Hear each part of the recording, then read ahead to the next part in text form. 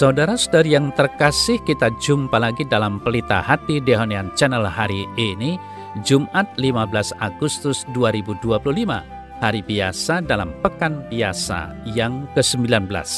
Bersama saya Romo Thomas Suratno SC dari komunitas SC Teluk Betung, Bandar Lampung, mendengar dan merenungkan sabda Tuhan, yakni firman Tuhan yang tersurat dalam Injil Matius bab atau pasal 19 ayat 3 sampai dengan ayat 12.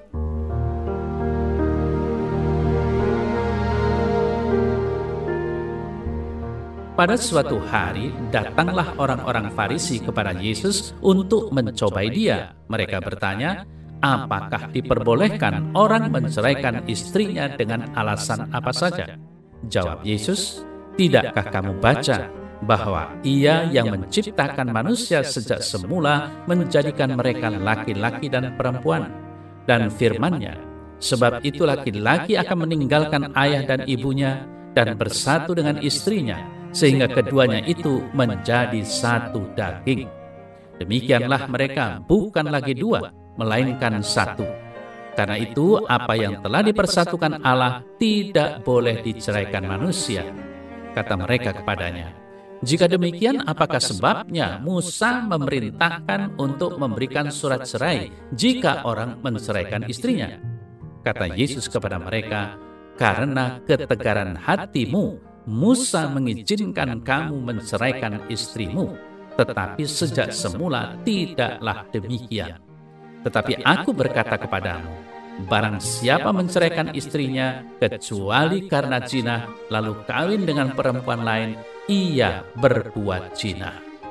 Murid-murid itu berkata kepadanya, jika demikian halnya, hubungan antara suami dan istri lebih baik jangan kawin. Akan tetapi ia berkata kepada mereka, tidak semua orang dapat mengerti perkataan itu.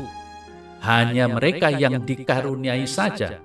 Ada orang yang tidak dapat kawin karena ia memang lahir demikian dari rahim ibunya. Dan ada orang yang dijadikan demikian oleh orang lain. Dan ada orang yang membuat dirinya demikian karena kemauannya sendiri, karena kerajaan sorga. Siapa yang dapat mengerti, hendaklah ia mengerti.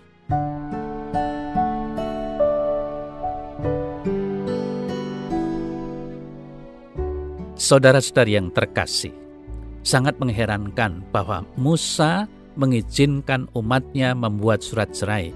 Namun ternyata alasannya amat jelas dikatakan oleh Yesus, yakni karena ketegaran hatimu Musa mengizinkan kalian menceraikan istrimu, tetapi sejak semula tidaklah demikian.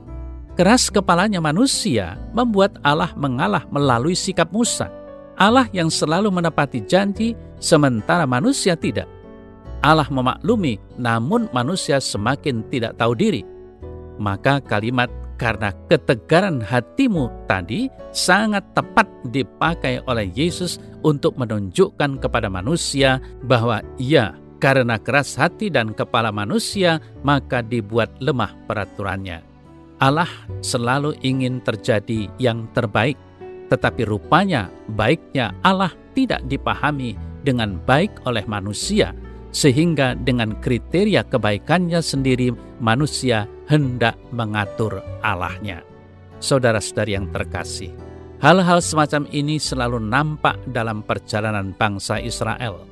Walaupun mereka sering tidak setia, namun Allah tidak lupa akan perjanjiannya. Allah mengampuni lagi, membaharui janji lagi, bahkan membuat perjanjian yang tak terhapuskan. Maka tadi Yesus mengungkapkan dalam Injil, apa yang telah dipersatukan Allah tidak boleh diceraikan oleh manusia. Ini mau menunjukkan bahwa relasi antara suami dan istri menghadirkan hubungan antara Allah dan manusia yang tidak terputuskan. Meski manusia sering tidak setia, Allah tetaplah setia. Sebuah paradoks yang membuat jelas posisi Allah. Allah setia, sementara manusia rajin melanggarnya.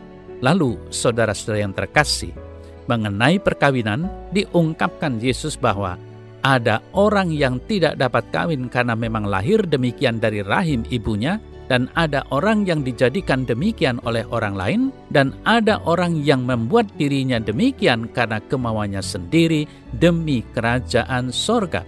Siapa dapat mengerti, hendaklah ia mengerti. Menjadikan kehendak Allah sebagai yang utama, sebagai alasan manusia mempersembahkan dirinya, ini merupakan sebuah upaya membalas kesetiaan dan kebaikannya.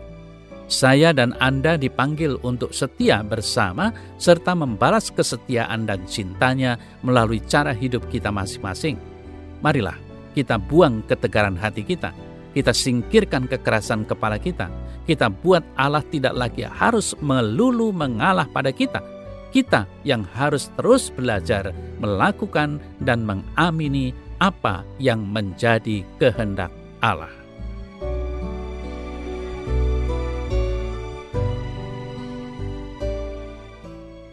Dalam nama Bapa dan Putra dan Roh Kudus. Amin. Ya Tuhan Yesus, Engkau telah mengingatkan aku untuk selalu taat dan setia pada janji yang telah aku nyatakan ketika aku mulai menjadi pengikut-Mu. Aku akan terus berusaha untuk mencari dan melakukan kehendak-Mu dalam perjalanan hidupku di dunia ini, walau aku sadar bahwa aku adalah manusia lemah. Amin. Semoga Allah yang Maha Kuasa memberkati saudara dalam nama Bapa dan Putra dan Roh Kudus. Amin.